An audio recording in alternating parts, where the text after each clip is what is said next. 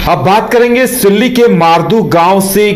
Rescue किए गए बाघ की। बाघ को लेकर लगातार चर्चाएं चल रही हैं। एक दिन पहले यह सुर्खियों में बना हुआ था, आज भी दिन भर बाघ की चर्चा होती रही कि बाघ का अब क्या होगा, बाघ को कहां ले जाया जाएगा। और इसके साथ ही अगर चर्चा हुई तो बहादुर बिटिया सनिका महतो की और उसके पिता पुरेंद्र महतो की, जिन्होंने बहादुरी दिखाते हुए, आप जरा सोचिए कि अच्छे अच्छे लोग जब बाघ सामने आता है तो होश गुम हो जाते हैं, उन्हें काट मार जाता है, लेकिन इन दोनों बाप बेटी ने बुद्धिमानी दिखाते हुए अपने भाई बहन को जो कमरे में सो रहे थे उन्हें बाहर निकाल लिया और बाघ को घर के अंदर कैद कर दिया। लेकिन अब सवाल यह है कि बाघ का क्या होगा, बाघ के साथ क्या निर्णय लिया जा रहा है। ज्यादा जानकारी के लिए अमित है। अमित, क्या कुछ सूचना है बाघ को लेकर? जी बता दें, जिस प्रकार से जब मारदू गांव में जो कि सिल्ली के स्थित है और ऐसे में जब बाघ घर में प्रवेश करता है और वहां कहीं ना कहीं उथल पुथल मच जाता है। सुबह 5 बजे के करीब में बाघ की एंट्री होती है और ऐसे में जो घर के लोग हैं और ख़ास करके जो सोनिका जो वहां की उस घर की लड़की है वो बिना डरे हुए बाघ को घर में बंद करती है। तो कहीं ना कहीं एक यह कह सकते हैं कि सोनिका की बहादुरी साफ तौर से देखने को मिलती है। उसके बाद उसने अपने पिता को सूचित किया और पिता ने उनका साथ देकर के जो घर है वो बंद किया और लगभग 12 घंटे के बाद बाघ का जो है रेस्क्यू किया जाता है और रेस्क्यू करने के बाद उसे पलामू की टीम जो है वो लेकर जाती है, यानी कि जो पलामू वन प्रमंडल की जो टीम है वो इसे लेकर के जाती है। और जो पलामू के जो वन प्रमंडल के लोग हैं उनका कहना है कि यह बाघ जो है पहले जो है ओरमाझी के बाद अगर देखा जाए तो सिल्ली और सिल्ली से पहले भी नामकुम कई ऐसे क्षेत्रों में भ्रमण करते हुए आखिरकार सिल्ली के जो पुरेंद्र महतो हैं उनके घर में पहुंचा था। तो उसके बाद लगभग 12 घंटे के रेस्क्यू के बाद बाघ को ले जाया जाता है और उसके बाद कहीं ना कहीं उसे जो पलामू वन प्रमंडल जो है वहाँ पे उनको छोड़, यानी कि जो पलामू का जो टाइगर रिजर्व उधर छोड़ दिया जाता है। तो साफ तौर से उनका कहना है कि जिस प्रकार से बाघ को बिरसा मुंडा जू में उनके स्वास्थ्य की जानकारी ली जाती है, यानी कि स्वास्थ्य का उसका चेकअप किया जाता है और उसके बाद जो पलामू पीटीआर जो है वहाँ पे उसको छोड़ दिया जाता है। तो उसके बाद अब देखिए एक सवाल ये उठता है, देखिए ये बाघ जैसा कि आप बता रहे हैं कि नामकुम के इलाके में, बंगाल के इलाके में, और बताया ये जा रहा है कि छत्तीसगढ़ के टाइगर रिजर्व से भटक कर ये बाघ आया था। लेकिन अमित, जो साइड से निकलता है बाघ और ये पूरा घूमते हुए, यानी कि लगभग इससे बाघ 5 साल का ये बाघ है और लगभग 3 साल से ये 2 साल से लगभग पूरे जगह घूम रहा है, यानी कि पलामू जो है टाइगर रिजर्व है वहाँ से निकल करके ओरमाझी जाता है और माझी के बाद अलग अलग जगहों पे घूमते हुए, यानी कि बाघ को लेकर के साफ तौर से करना है कि किसी प्रकार का नुकसान जो है अभी तक नहीं पहुंचाया गया है बाघ के द्वारा। लेकिन जिस प्रकार से कल एक सिल्ली में एक घर में बाघ की एंट्री होती है तो कहीं ना कहीं उसके बाद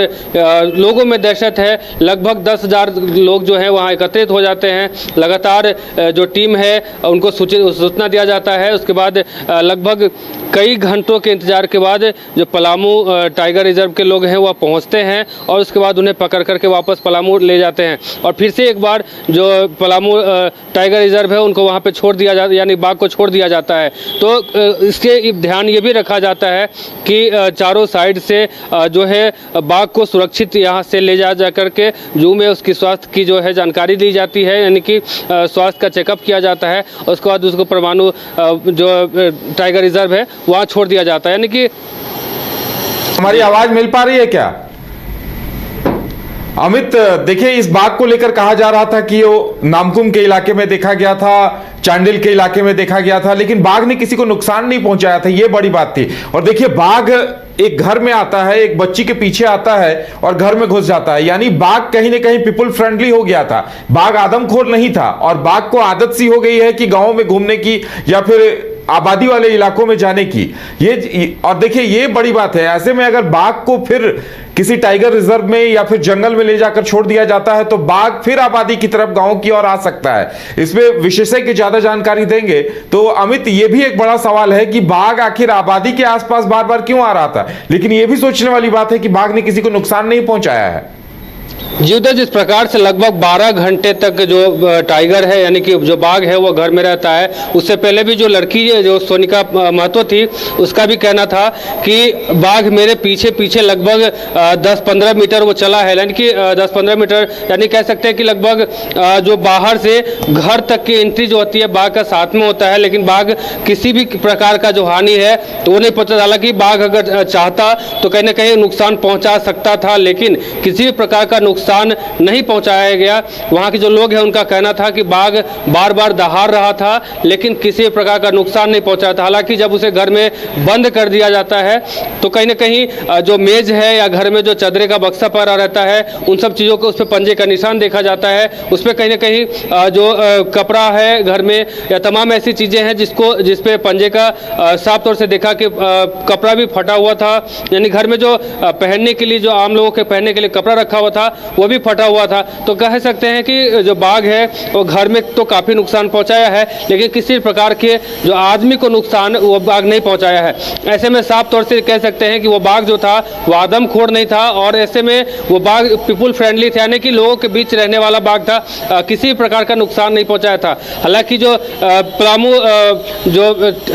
टाइगर रिजर्व के लोग हैं उनका साफ तौर से कहना था कि यह बाघ वहीं का है, यानी कि पलामू जो टाइगर रिजर्व है वहीं का बाघ है और पिछले 2023 में वो बाघ वहां से निकलता है और अलग अलग जगहों पे, यानी कि चांडिल बात करें या फिर चांडिल के अलावा अगर बात करें तो सिल्ली में भी कल देखने को मिला, उसके बाद नामकुम और कई ऐसी जगहों पे साफ तौर से वो देखने को मिला। इससे प्रतीत होता है कि वो बाघ जो है किसी को कोई प्रकार का नुकसान नहीं पहुंचाता है और अंततः जब पुरेंद्र महतो के घर में वो बाघ प्रवेश करता है तो कहीं ना कहीं उसे पकड़ करके जो पलामू टाइगर रिजर्व है वहाँ भेज दिया जाता है। उसके बाद फिर से जो लोग हैं उसे फिर से जो पलामू टाइगर रिजर्व है वहाँ उसे वनों में उसको छोड़ दिया जाता है। जी